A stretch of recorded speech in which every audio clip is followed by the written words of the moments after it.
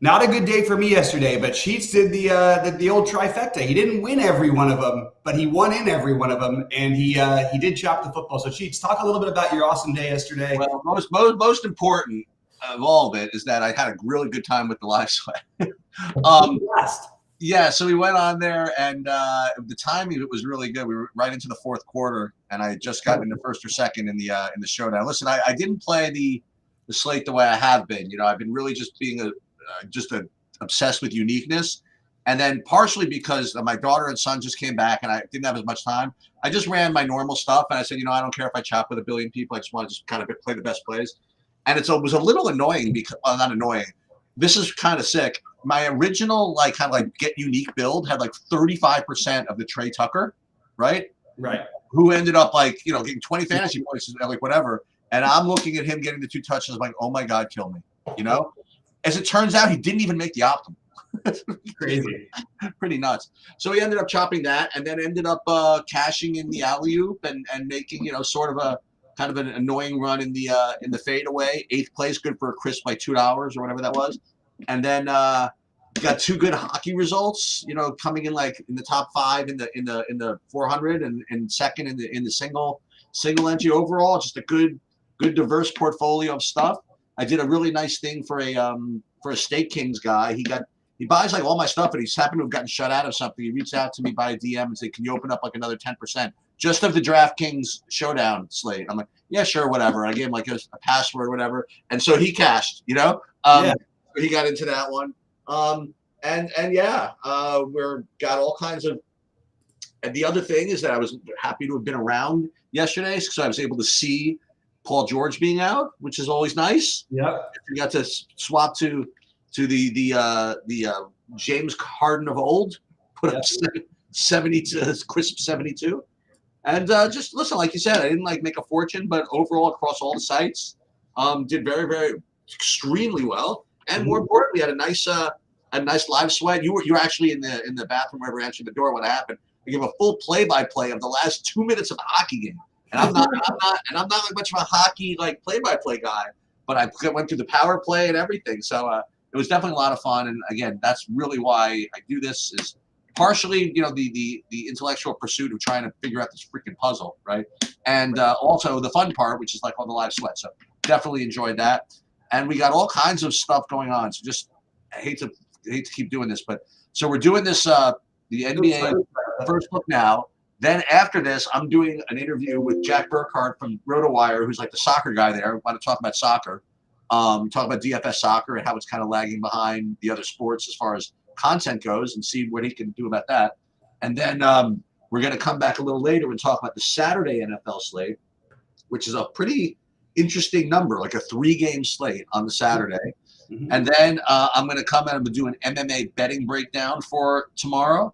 And then tomorrow morning, all right, we're going to do part 2 of the DFS MMA betting DFS breakdown, which is going to be a pure lineup build. And who knows, maybe we go live before the Saturday NFL slate. Who knows? Mm-hmm. Sunday, we're going to have the same old 11 a.m. live before lock NFL thing, showdown, just all kinds of stuff. And Bobby and I talked about this earlier. In the next week or two, you got all kinds of different slate constructions with the Christmas and the 6-game slate and the big NBA monster Christmas 6 island games, I think, on Christmas Day, paying $4 billion for first. So big week in DFS. I'm really looking forward to it. Absolutely. My family might resent me, but I'm going to be spending some DFS time this week because it's too good to miss out on. Sounds good to me. All right, let's get into it. We got a nice little 7-gamer here and some nice tournaments out there in the industry. But yeah, Sheets, any overall thoughts before we jump into each game?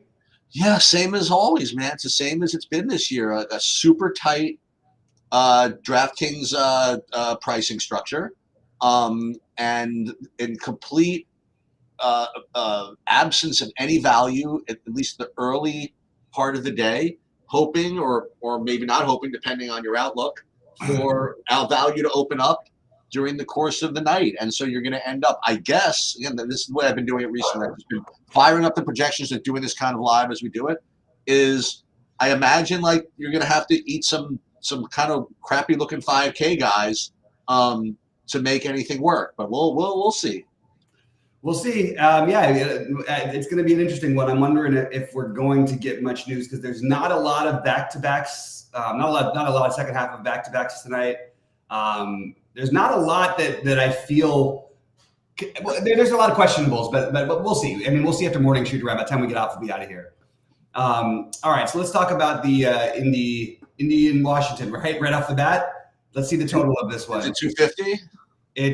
Sure, it's 250. It's the only question is, did it break the record of the Bucks, which they, of course, hit the over. I don't think Washington's good enough to get there.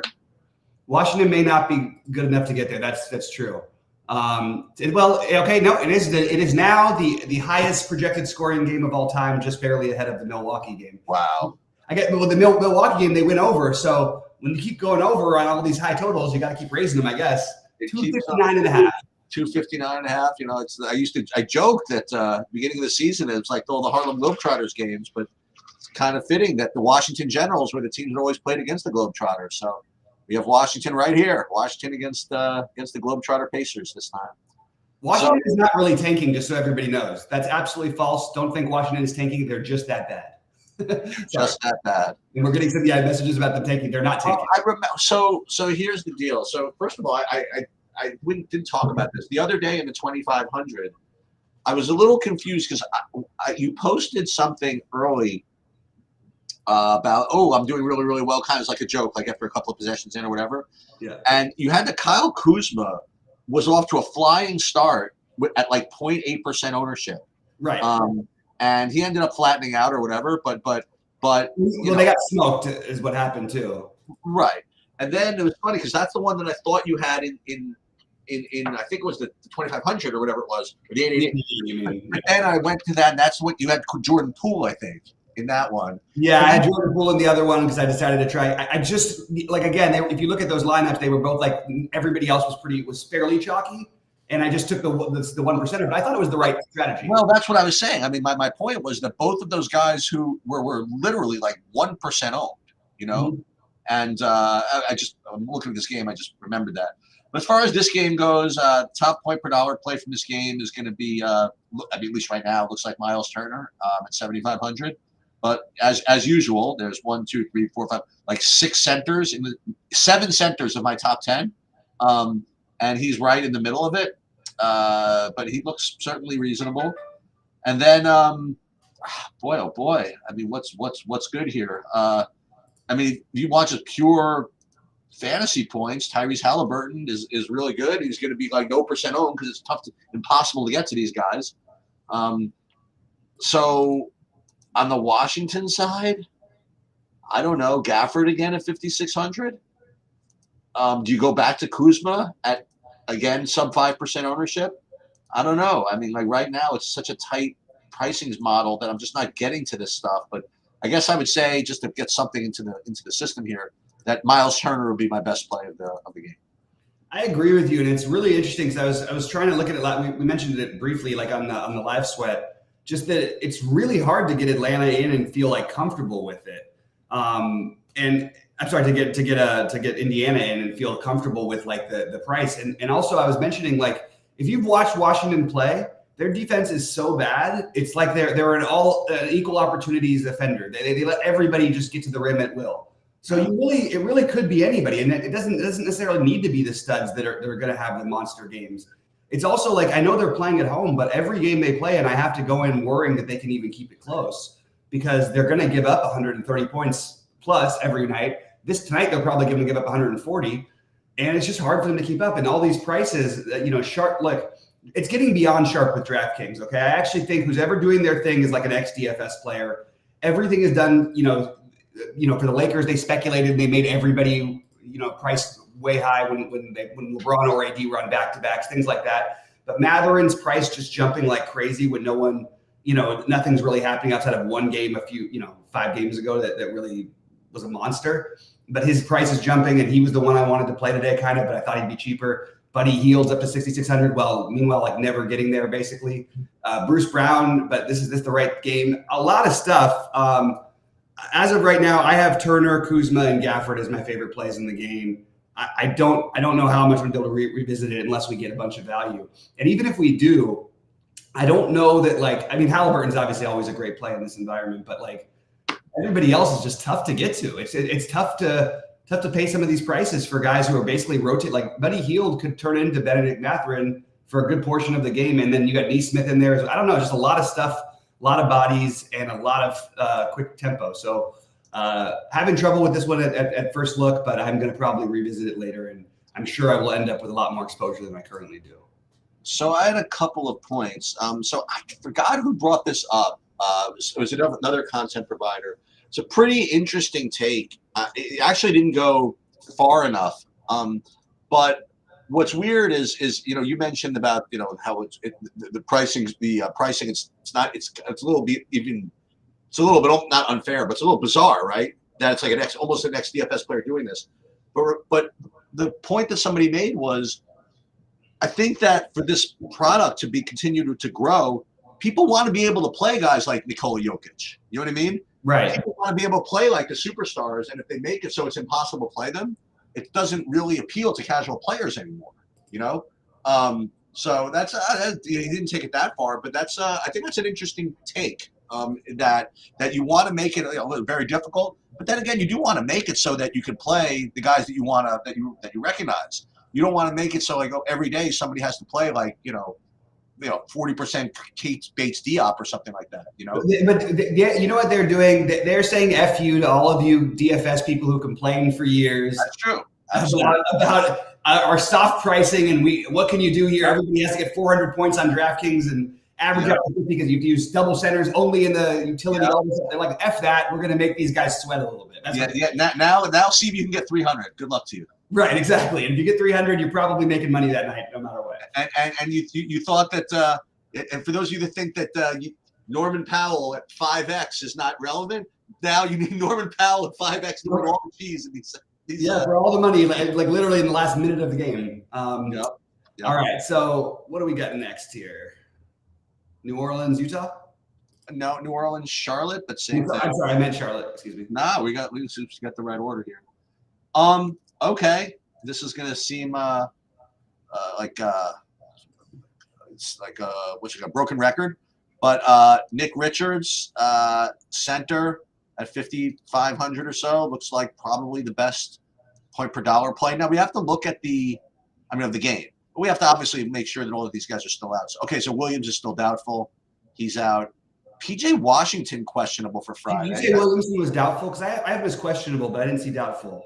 I don't know. It says here doubtful for Friday's game, but that was yesterday, so I don't know. Maybe there's a change. No, that's big. I mean, that there we can start getting some form of the slate if we have no Williamson, because he's going to change all the projections drastically.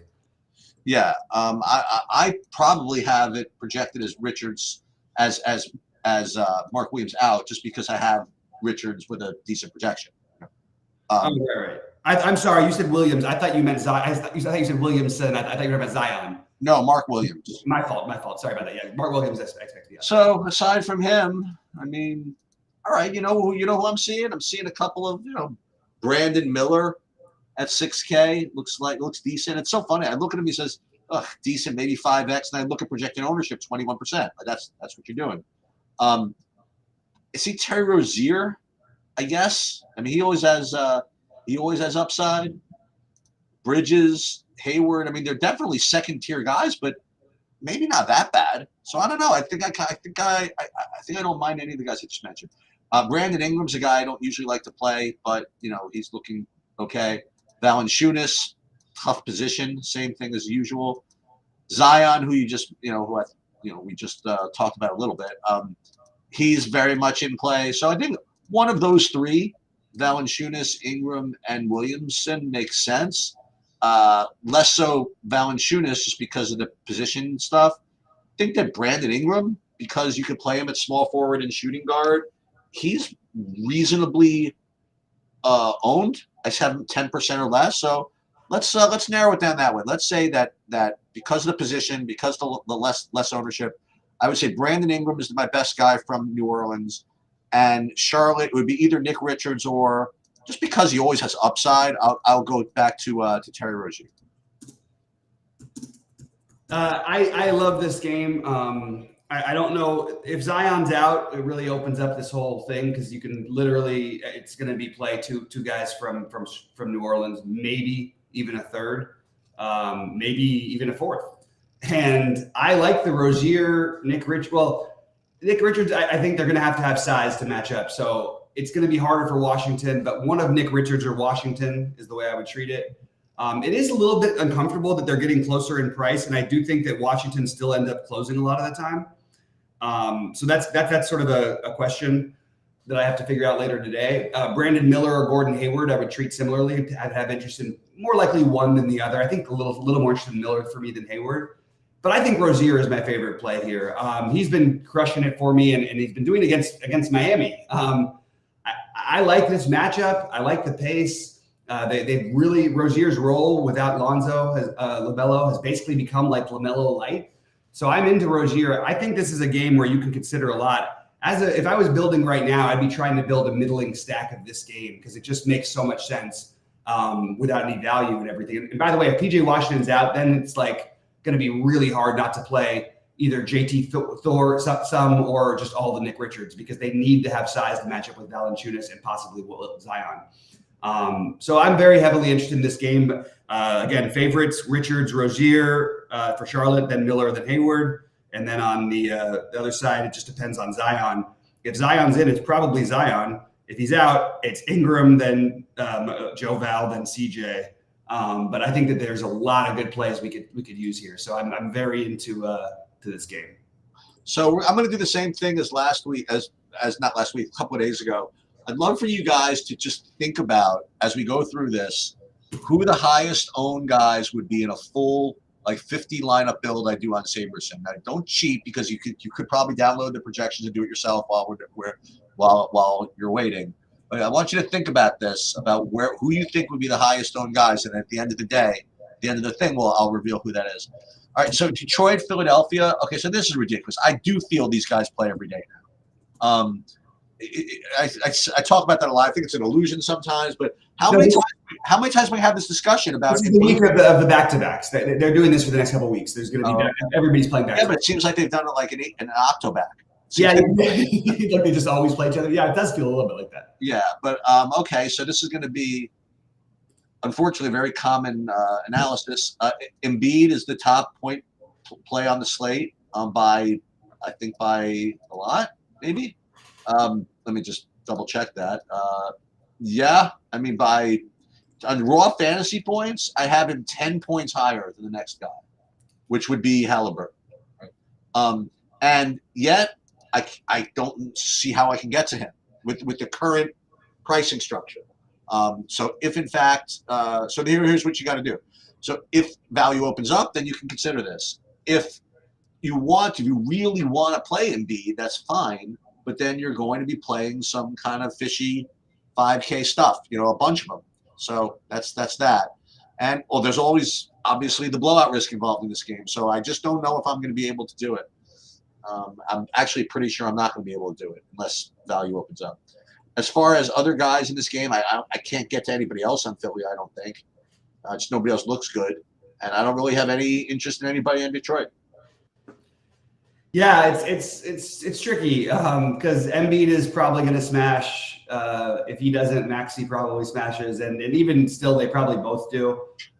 Can Detroit keep it close? They haven't proven like they can in a long time, and I don't know. It just feels kind of shaky. D'Anthony Melton is another guy to consider here, but I think the best play is to maybe play the blowout angle, but also play that he's going to get minutes anyway, and he can always play well in those minutes against a team that doesn't play defense. Maybe Kelly Oubre is the thing we should do here.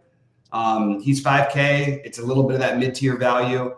I think by the end of the day, people will be on this play, but I think it's a pretty sharp way of getting exposure, to a game where they're going to blow out. And also, like if Oubre plays 25 minutes against Detroit, I expect him to have like 25 plus fantasy points. And 5K, that's actually good enough. And then on the other side, like I'm struggling with anything. I guess Isaiah Stewart we could consider again and just have him let me down and yet again, but that feels frustrating. If the game stays close, you'd imagine Cunningham would do something, but it's kind of hard to find anything outside of Asar Thompson, who again looks like a good play and will probably be extremely high owned. It just worries me a little bit, but I think he's probably the most logical play on the Detroit side. So again, I may not do anything with this game, but I do feel a little concerned because I think Embiid might put up 80. I think that there's a chance Maxey puts up 60, but I don't know how to get him in, and I don't know who to run him back with, and I don't think the game stays close. So I'm probably going to end up on the outside looking into this one. Orlando-Boston is a complete, fade for me as far as DFS goes. It's a pretty intriguing basketball game, though. Orlando's obviously improved this year, and it's a good test game for them. They beat Boston at home a couple of weeks ago, but I mean they beat them pretty good. They beat them like 15 or something like that. I don't know if Boston was fully healthy there, but it's going to be probably a good game. And but I really think that both teams are too good defensively to really see a lot of upside from the projections, and the projections themselves look pretty abysmal. So I promise you we'll get to other games in a minute, but I don't have anything in this game. Yeah, nothing that stands out. Fultz is questionable to come back tonight. I would just be curious about his minutes because 5,200, I think you could consider Fultz for sure. Just depends on what his minutes are. The Boston side. You got something there? I think that somebody's going to sit. Oh well. I don't know. There would have to be a reason. I really think they want to win this game. Second end of a back-to-back, playing at home with Kristaps coming off of multiple injuries, Jaylen Brown with a banged-up leg, Luke Cornett coming back, which is not going to affect the other plays. But I would just say that if Kristaps or Jaylen Brown sit, I'm probably going to have a player from Boston in every lineup. But as of right now, nothing is interesting to me. I agree with you about them wanting to win the game, but I also think that on these back-to-backs, you got to pick your spots. If your guys are banged up at all, just don't mess with it. And especially in Porzingis' case, I just don't. I think that guy should never play back-to-backs because he's not made to. All right, Atlanta, Toronto. Yeah, all right. So here we go. So this is what this environment is giving us. That Toronto I have is the best plays. I think it looks that way, at least from point per dollar perspective. You have Schroeder 6,300, Podol 5,900, and Siakam at 8,300. I have them all looking like really, really solid. And then on the Atlanta side, actually, I don't know how you can get to him, but Trey looks decent, 9,900. Capella looks good at 6,300. I see DeAndre Hunter remaining either out or at least questionable. Yeah, whatever. Questionable. But it's not as though Sadiq Bey is so great at 6,100. But Bogdanovich isn't so great at 6,800. So I don't know. DeJounte Murray, 82. I don't know, maybe. But the Toronto guys are the ones that stand out for me. The guys I mentioned, Schroeder, Podol, and Siakam. Yeah, I think this. I mean, the Toronto just looks like the place you're supposed to play, and I don't disagree with it. Atlanta's defense is just. I mean, it is horrific. If their offense, the difference between them and Washington is that they actually have a functioning offense, but their defense has been awful, and they're back to playing quick and just that sloppy style. I really think that as a priority, you probably want to get. I mean, look, if the slate locked right now, I'd say you'd want to get at least 2 from Toronto. Remember, they just played this game. It's that we've just had this discussion. Right, and the same thing is true as it was then. Yeah. And it was the same thing. Schroeder, I love him again.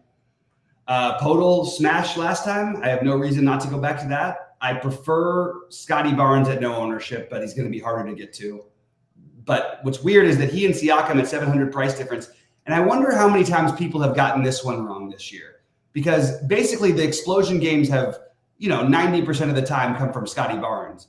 And everybody's been playing Siakam within a few $100s of Scotty Barnes the whole season.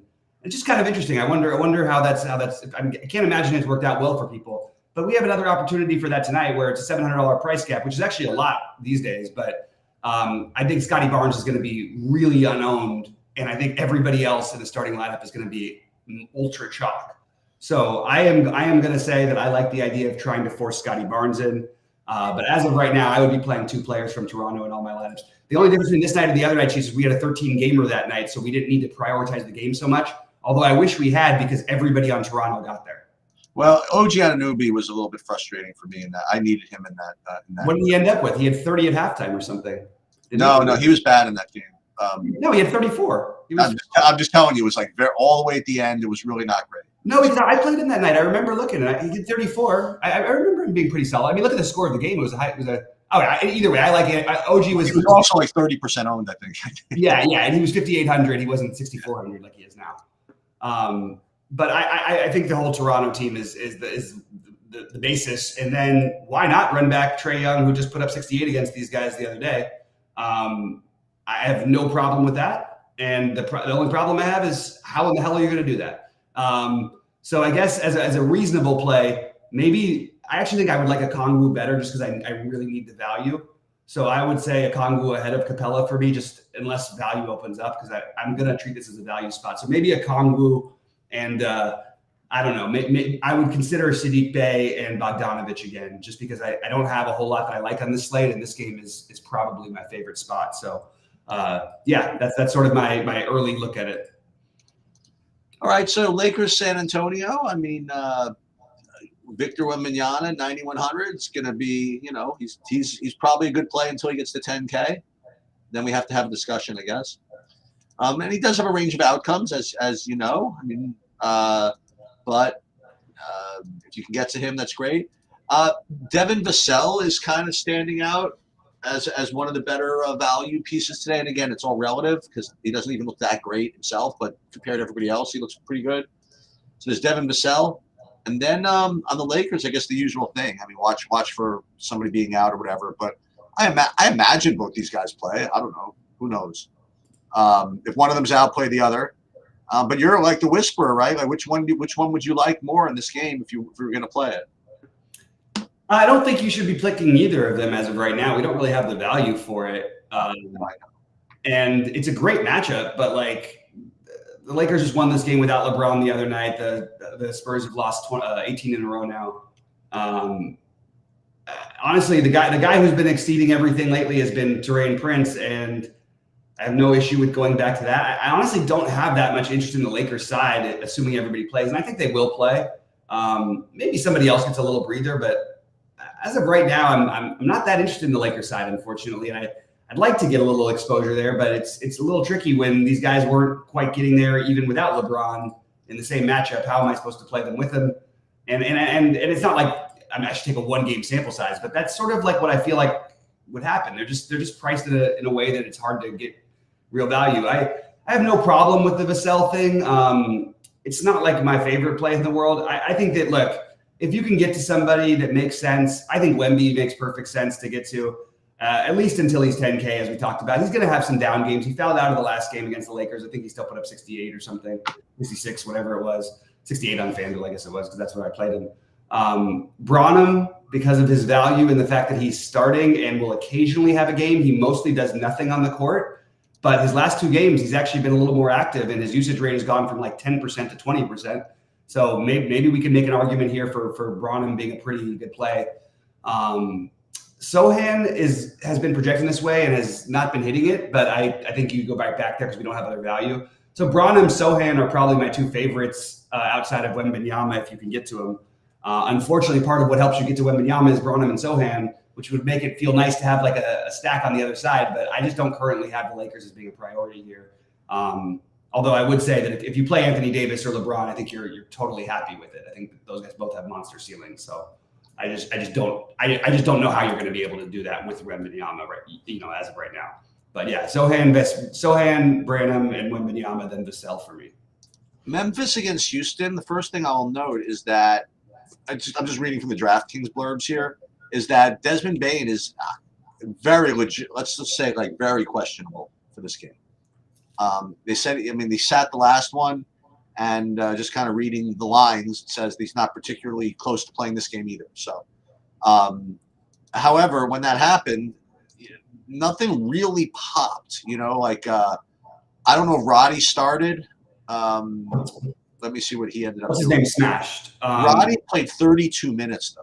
Derrick Rose smashed. But David Roddy played 32 minutes and took 14 shots. He was 3 for 14 and for 25 fantasy points. If in fact Bain is out, that's probably where I would go. Rose, obviously big, 35 fantasy points is a big number. 31 minutes, yeah, I guess. But I don't know. I have this. I like the Roddy a little bit. The play I think that you're supposed to make from this game and is just to get something low owned is I think you're just supposed to play Sengun. Usually when I'm considering playing him, there's a lot of great center options, and we've been through this slate, and nothing looks that great. Podol is fine, whatever it is. Valanciunas, well, especially if Zion might be out. But you have Sengun coming off of a bad game. They only let him play 24 minutes, 2 for 8. This is just not his deal. And you might be able to buy him low in this situation. And he's certainly, I'm not particularly scared of anything on Memphis. And it's funny, he hasn't had a really good fantasy point game in a little while, but I just know that he has that ceiling in him. So I think that's probably what you're supposed to play from this game, I think. Yeah, I got to disagree a little bit.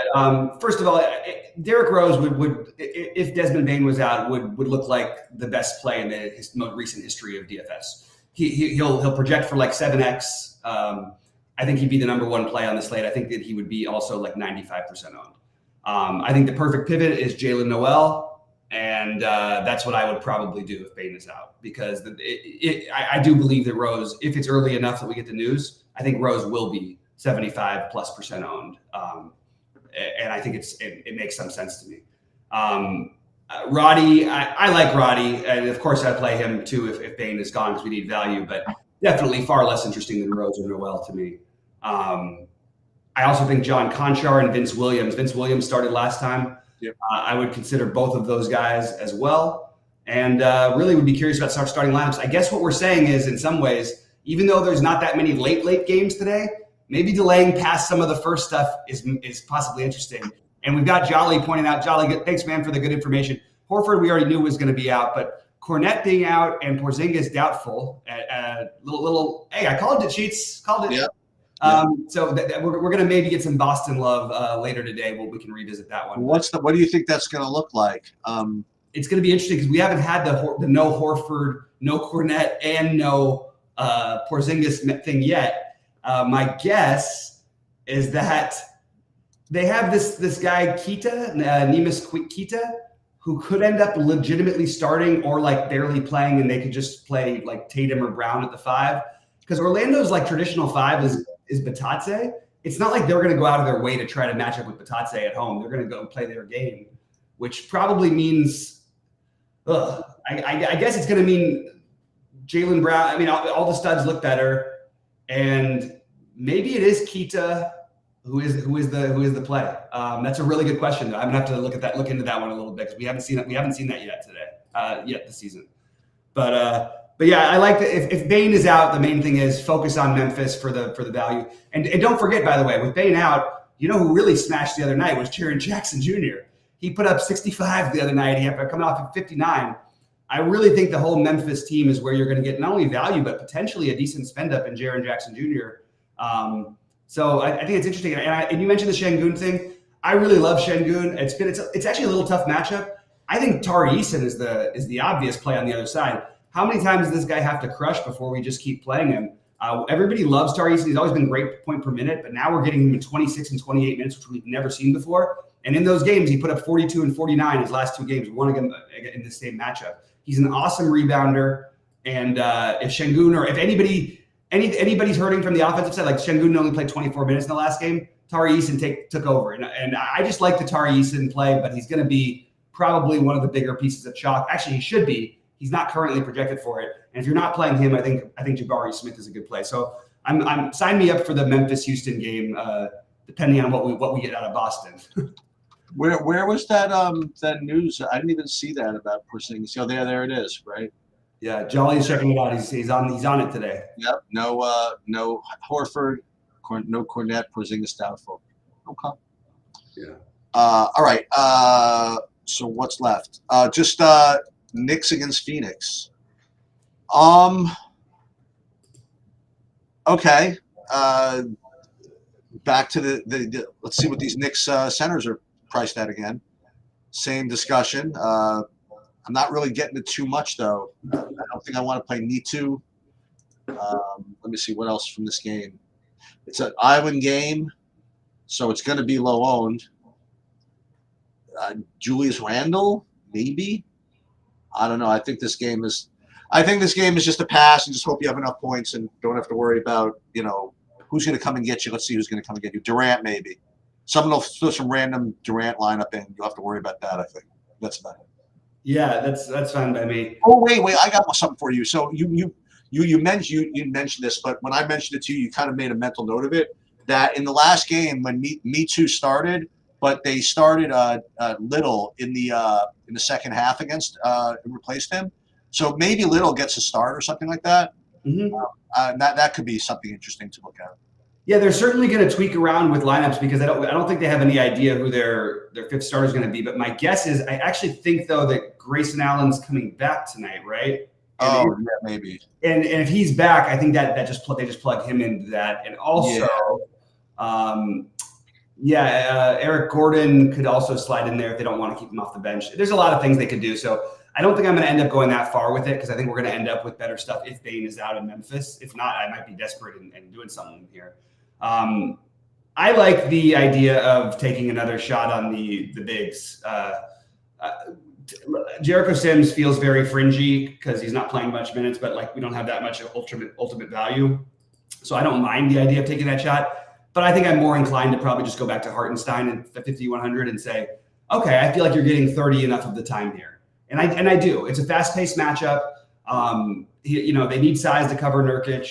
I could definitely talk myself into to Hartenstein tonight off the bench. I think that's reasonable. So here's the quiz. So again, this was before the Celtics news once again. So presuming that I think it's still a good exercise. Yeah. If you assume the Celtic guys ran or whatever, I ran a SaberSim build, and there's a guy from 50 lineups.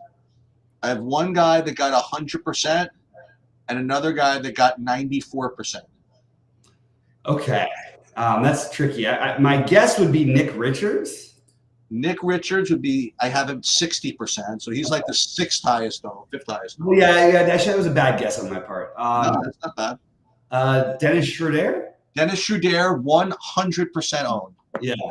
Yep. There we go. And the other one, the 96%er. I should offer a bonus for this next one.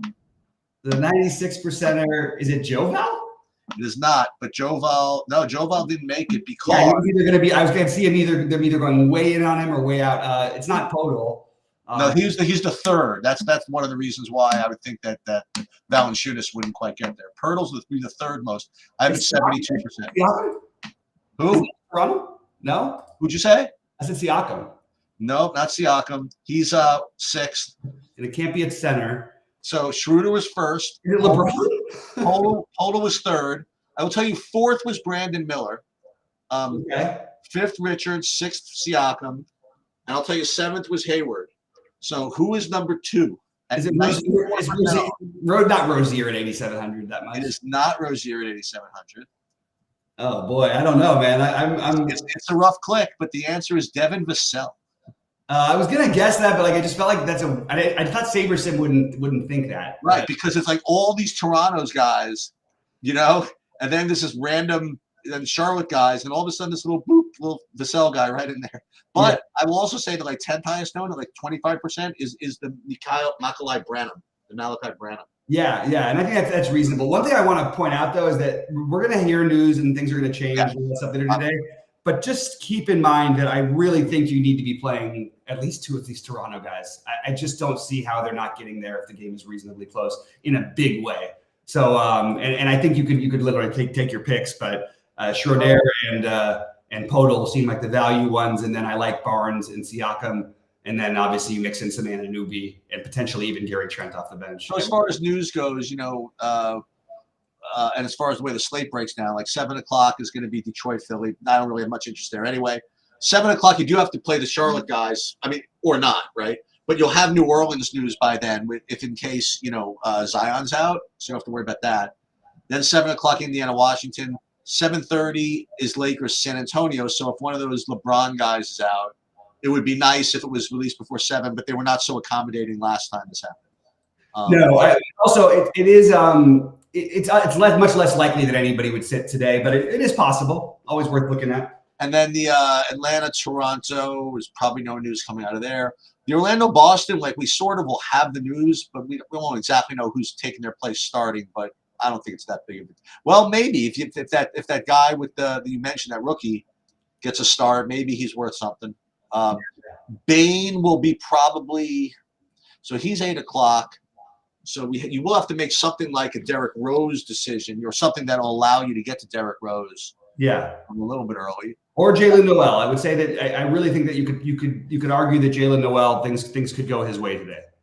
Okay, yeah. Also, the Derrick Rose thing, just to put a little narrative on it. This is sort of like, first of all, he's a Memphis guy. He's from Memphis, or he went to school at Memphis. He's a Memphis guy. It's no coincidence he's ending his career, and this is sort of his last hurrah because John Morant is going to be back in a week, and this is like his last chance. So the idea of them letting him show out, even if Bain plays, I actually think I would play some Derrick Rose just because I think they're going to give him some extra opportunities to really run the offense.